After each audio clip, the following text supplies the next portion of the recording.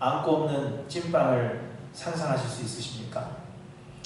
이 찐빵의 맛을 결정짓는 것은 찐빵 안에 들어있는 안고입니다.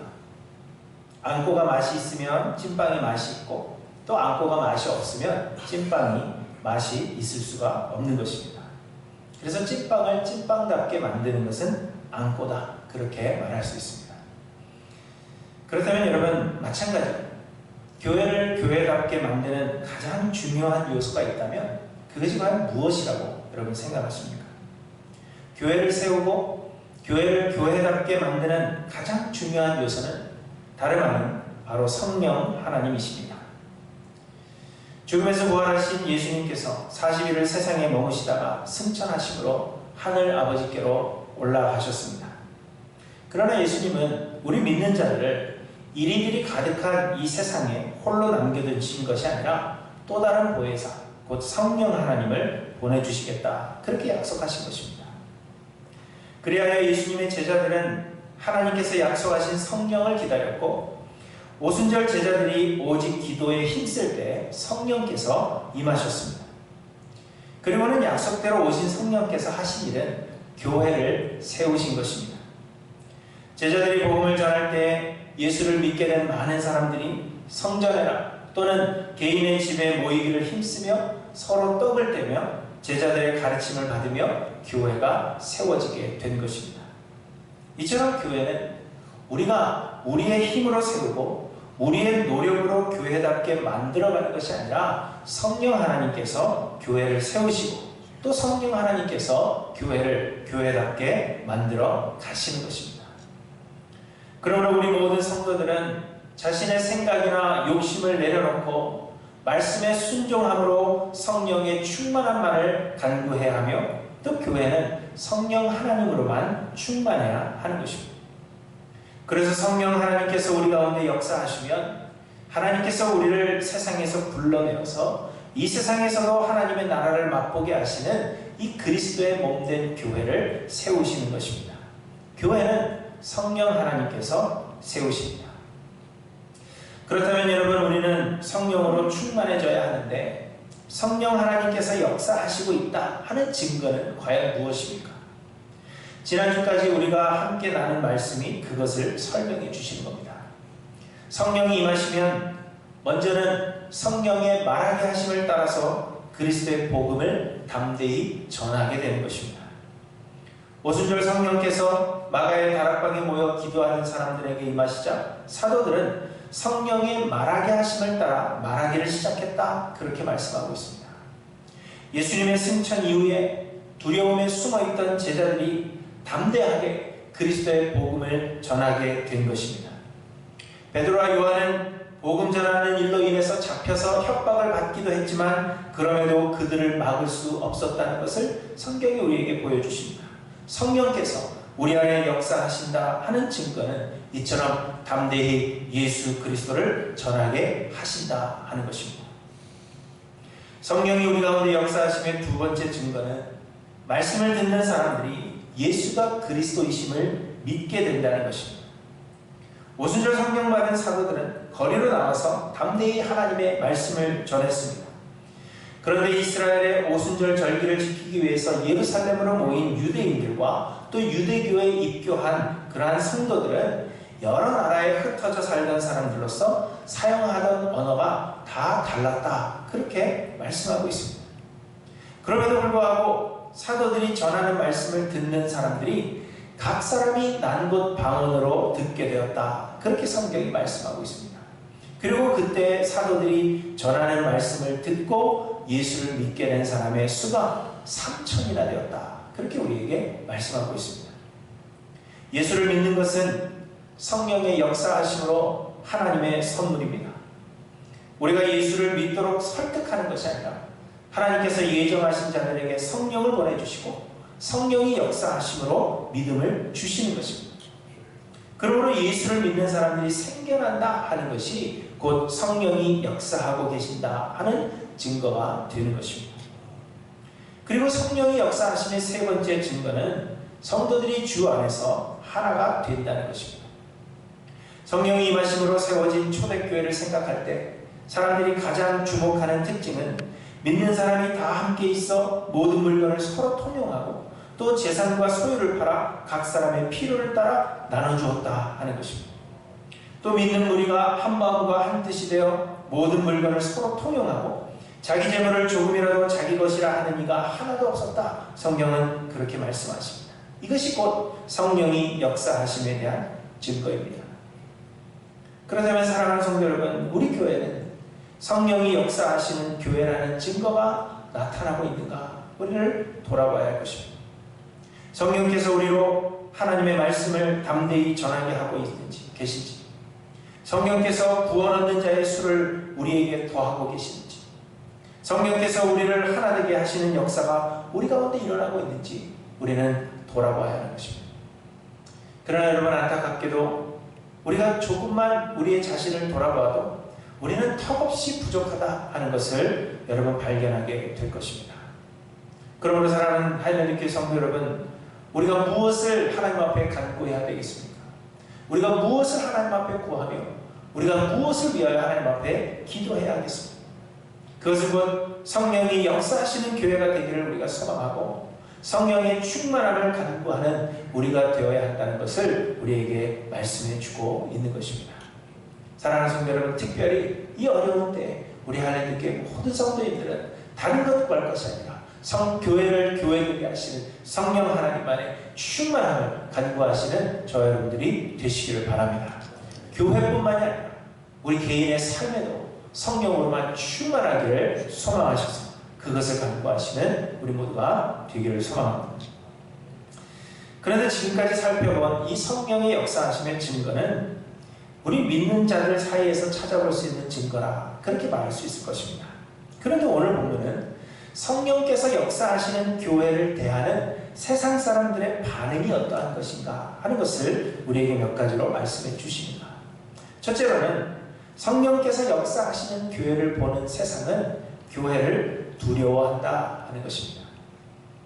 오늘 본문의 13절에 보시면 그 나머지는 감히 그들과 상종하는 사람이 없으나 이렇게 말씀하고 있습니다.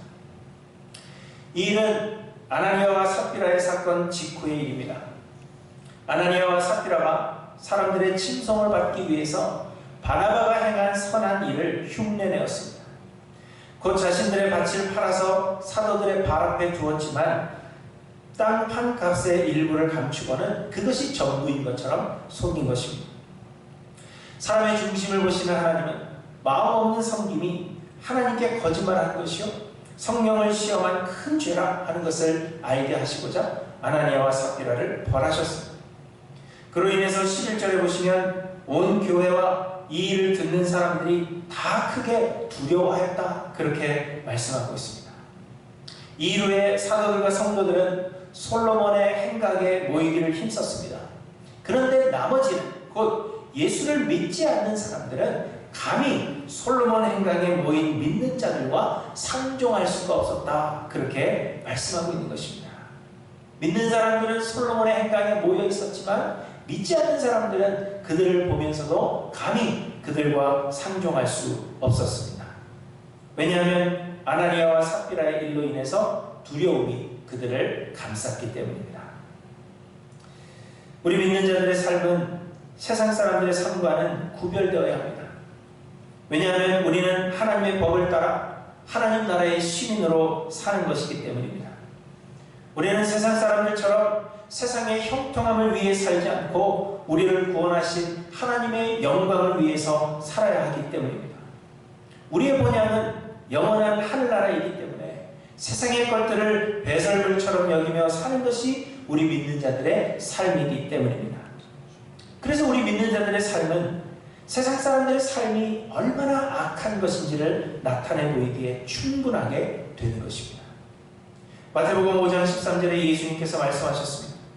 너희는 세상의 빛이라 산 위에 있는 동네가 숨겨지지 못할 것이요 사람이 등불을 켜서 말 아래에 두지 아니하고 등경 위에 두나니 이러므로 집안 모든 사람에게 비치느니라. 이같이 너희 빛이 사람 앞에 비치게 하여 그들로 너희 착한 행실을 보고 하늘에 계신 너희 아버지께 영광을 돌리게 하라 말씀하십니다. 믿는 자들의 삶은 세상을 비추는 빛이 됩니다. 믿는 자들의 삶은 세상이 얼마나 악하고 추한지를 드러내게 되는 것입니다.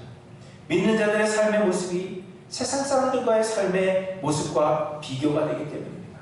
우리는 하나님의 말씀대로 살지만 세상은 세상의 정욕대로 살기 때문입니다. 또한 예수님께서 세상을 떠나 하늘로 가실 것을 말씀하시면서 이렇게 말씀하셨습니다. 내가 너희에게 실상을 말하노니 내가 떠나가는 것이 너희에게 유익이라. 내가 떠나가지 아니하면 보혜사가 너희에게로 오시지 아니할 것이요 가면 내가 그를 너희에게 보내리니 그가 와서 죄에 대하여 의에 대하여 심판에 대하여 세상을 책망하시리라. 이렇게 말씀하십니다. 성령이 임하시면 성령께서 하시는 사역이 여러 가지가 있겠지만 그 중에 하나는 곧 세상을 책망하신다 하는 것입니다.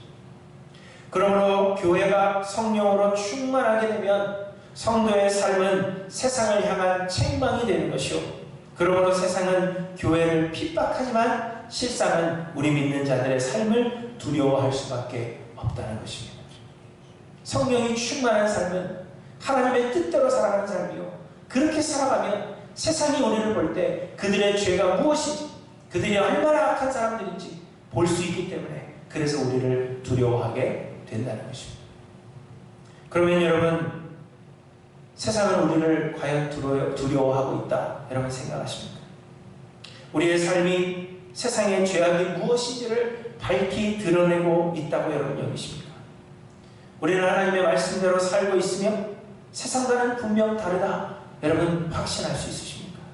우리는 성령으로 충만한지를 돌아보아야 하는 것입니다. 둘째로 성령이 역사하시는 교회에 대한 세상의 반응은 곧 교회를 칭찬한다 하는 것입니다.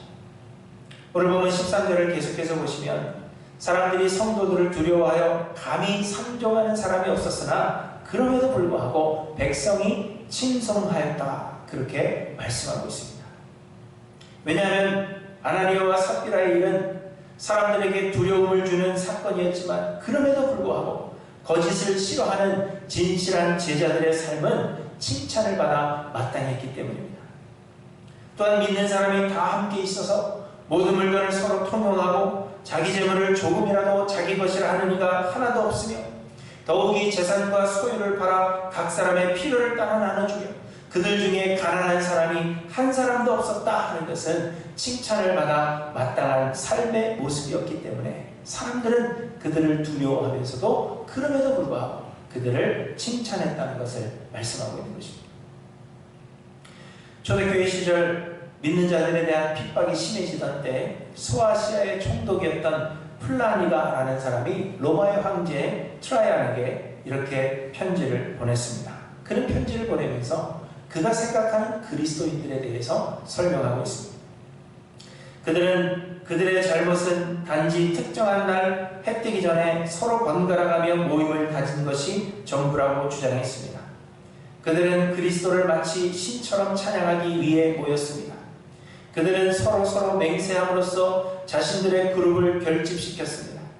이는 어떤 범죄 행위를 하기 위함이 아니라 반대로 절도나 강도 그리고 간통을 하지 말 것을, 그리고 약속을 지키고 맡겨진 재화가 요구될 때 거절하지 말고 내어줄 것을 서약하는 것이었습니다.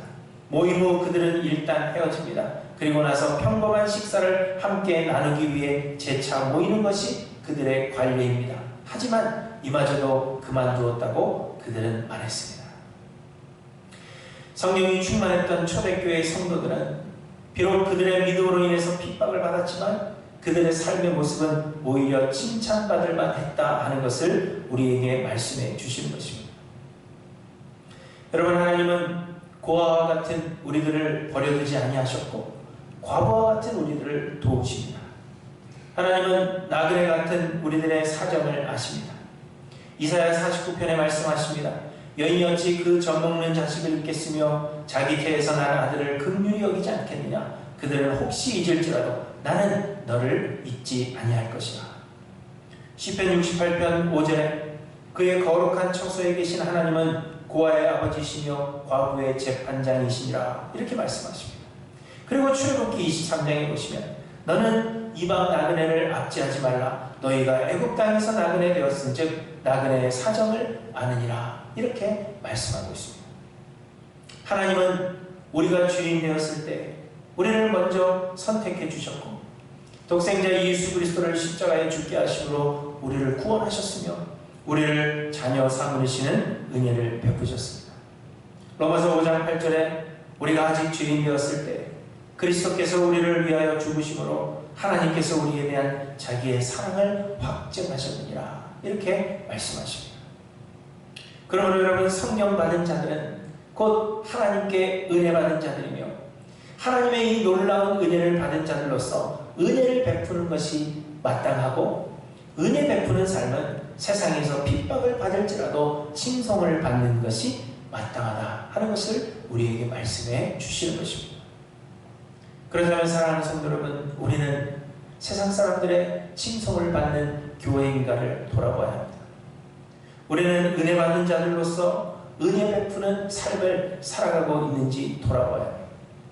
오히려 우리는 세상보다 더 이기적인 삶과 또 세상보다 세상을 더 사랑하는 그러한 삶으로 인해서 세상에서 욕을 먹고 있으면서도 그것을 그리스도로 인한 핍박이라고 우리는 착각하고 살고 있는 것은 아닌지 우리를 돌아봐야 할 것입니다.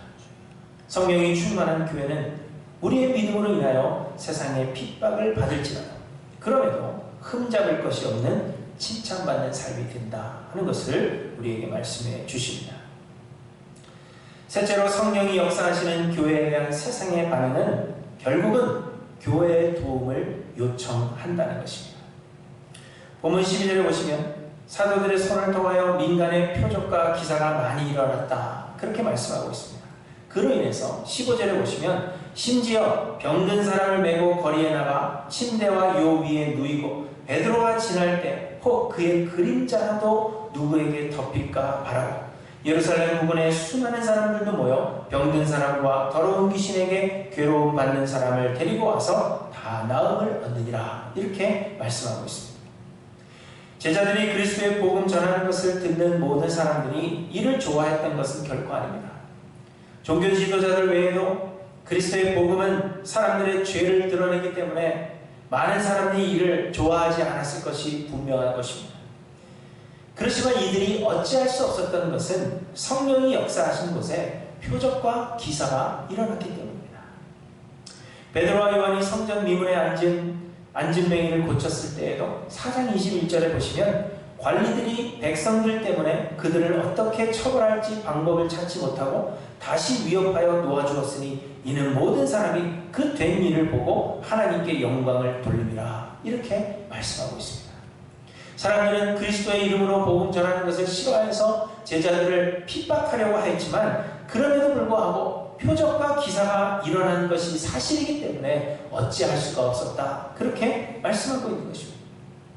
마찬가지로 사람들은 자신들의 죄인으로 드러난 것을 원하지 않고 그래서 믿는 자들을 좋아하지 않을 뿐만 아니라 믿는 자들을 조롱하고 핍박하는 것은 분명한 사실입니다. 그럼에도 불구하고 예수를 믿음으로 삶이 변화되고 사도들을 통하여 표적과 기사가 나타나기 때문에 그것을 목격한 사람들은 자신들에게 어려움이 있을 때에는 결국 교회의 도움을 요청할 수밖에 없다는 것입니다. 내가 편안할 때는 교회를 욕하고 믿는 사람들을 조롱하고 핍박한다 할지라도 나에게 어려움이 올 때에는 교회밖에는 소망이 없다는 것을 생각하기 때문에 교회의 도움을 요청할 수밖에 없다는 것입니다. 오늘 본문을 보시면 혹 베드로의 그림자라도 덮일까? 베드로가 지나갈 때 그 그림자라도 덮여서 어떤 은혜를 받지 않을까 하는 그러한 마음으로 어려움을 겪는 사람들이 모여들었다. 그렇게 성경이 말씀하고 있는 것입니다. 성령이 역사하시는 교회는 이렇게 표적과 기사가 일어납니다. 그래서 사람들은 교회의 도움을 요청하게 된다는 것입니다. 그런데 여러분, 몇 주 전에 말씀드린 대로 표적과 기사는 믿음의 유일한 통로가 되는 하나님의 말씀, 곧 이 성경이 완성되기 전까지 하나님께서 믿음을 주시는 통로라고 했습니다. 곧 예수를 그리스도로 믿게 하시기 위해서 기적을 하나님께서 사용하셨는데 이는 하나님의 말씀이 완성되기 전까지라는 것입니다. 그러나 이제는 하나님의 말씀, 이 성경이 완성되었고 대부분의 사람들에게 성경이 공급되었습니다. 이제는 거의 누구나 성경을 쉽게 접할 수가 있습니다. 그리고 믿음은 이 하나님의 말씀, 이 성경을 묵상하며 그 말씀을 들음으로 우리에게 주시는 선물이라고 분명히 말씀하고 있습니다. 그렇기 때문에 지금도 그때와 같은 표적과 기사가 교회 안에서 일어나야 한다 하는 것이 아니라 이제는 하나님의 말씀을 듣고 믿어서 삶이 변화되는 그러한 현상으로 이해해야 한다는 것입니다. 그러므로 여러분, 성령이 역사하시는 교회는 하나님의 말씀, 예수 그리스도의 복음이 전파되며 그 복음으로 인하여 사람의 삶이 변화되는 역사가 일어나는 교회가 곧 성령이 역사하시는 교회입니다. 사람들은 누구나 삶의 어려움을 가지고 살아갑니다. 삶의 고통은 결코 끊어지지 않을 것입니다. 하지만 예수를 그리스도로 믿는 자들은 그리스도와 연합한 것입니다. 그 예수를 믿는다는 것은 예수와 함께 우리가 죽었고 이제는 내가 사는 것이 아니요 내 안에 그리스도께서 사신다는 것입니다. 그래서 우리 믿는 자들은 세상에 대하여 죽은 것입니다.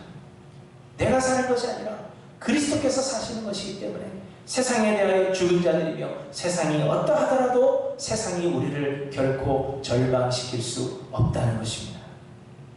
대신에 우리 믿는 자들은 하늘나라를 사는 자들입니다. 예수 그리스도의 통치가 우리의 마음 안에 이루어진 것입니다. 그래서 세상이 어떠하더라도 주께서 우리의 마음을 지키시며 우리의 마음에 평강을 주시는 것입니다. 하나님께서 우리를 위해 예비하신 하늘나라 영원한 기업을 우리가 바라보기 때문에 잠시뿐인 세상의 고통을 마땅히 이겨내는 것, 그것이 우리 믿는 자들의 삶이라는 것을 말씀해 주십니다. 로마서 8장에 바울 사도가 말씀하십니다. 그러나 이 모든 일에 우리를 사랑하시는 이로 말미암아 우리가 넉넉히 이기느니라. 내가 확신하노니 사망이나 생명이나 천사들이나 권세자들이나 현재인이나 장래인이나 능력이나 높음이나 깊음이나 다른 어떤 피조물이라도 우리를 우리 주 그리스도 예수 안에 있는 하나님의 사랑에서 끊을 수 없으리라 말씀하십니다. 이 소망이 우리로 하여금 세상의 모든 어려움들을 이기게 하는 것입니다. 그리고 이런 그리스도인의 삶의 모습을 볼 때 세상은 비록 우리를 조롱하고 미워하며 협박하더라도 그들에게 어려움이 닥치게 될 때 결국 우리에게 도움을 구할 수밖에 없다는 것입니다. 믿어 구원 얻는 자들이 생겨나고 삶의 변화가 일어나며 그래서 고통받는 사람들이 교회를 찾게 되는 것.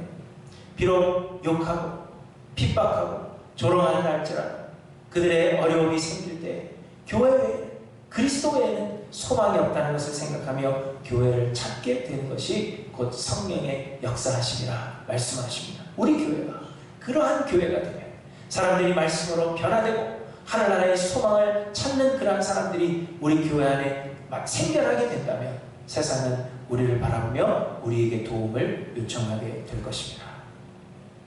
그런데 여러분, 문제는 요즘 현대의 교회의 모습은 어떠한가 하는 것입니다. 지금 세상은 코로나 바이러스로 인해서 두려움에 가득해 있는데 이러한 때에 세상이 과연 교회를 소망으로 삼아서 우리에게 도움을 구하고 있는가? 우리는 한번 생각해 보아야 합니다. 이러한 어려운 때에 교회는 세상의 소망이 되고 있으며 사람들은 우리 믿는 자들의 삶의 모습을 바라보고 있는가? 우리는 한번 생각해 보아야 합니다. 그러나 여러분, 실상은 전혀 그렇지 않다는 것을 우리는 요즘 피부로 느끼고 있습니다. 안타깝게도 세상의 많은 교회들이 교회의 모습을 하고는 있지만 전혀 성령 충만하지 못하고 있다는 증거가 되는 것입니다. 세상과 구별됨이 없이 세상의 죄를 드러내지 못합니다.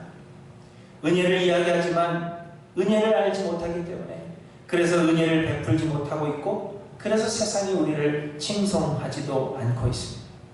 또한 이 어려운 때에 교회는 세상의 소망이 되지 못합니다. 세상은 교회의 도움을 요청하지도 않습니다. 여러분, 간단한 문제가 아니라 이 교회에 하나님의 성령께서 계시지 않는다는 안타깝고 심각한 문제일 수가 있습니다. 교회가 안고 없는 찐빵이 되어가고 있다는 그러한 현실을 우리에게 말씀하고 있는 것입니다. 하나님은 지금 우리가 겪고 있는 이 현실로 인하여서 우리의 그 모습을 보기를 원하십니다. 그러므로 사랑하는 성도 여러분, 지금은 우리가 회개해야 할 때이라는 것을 여러분 잊지 않고 기억하시길 바랍니다. 누구를 탓해야 할 때도 아니며 그저 병에 걸리지 않고자 조심하고 주의해야 하는 것만으로 끝나야 하는 그러한 때가 결코 아닙니다.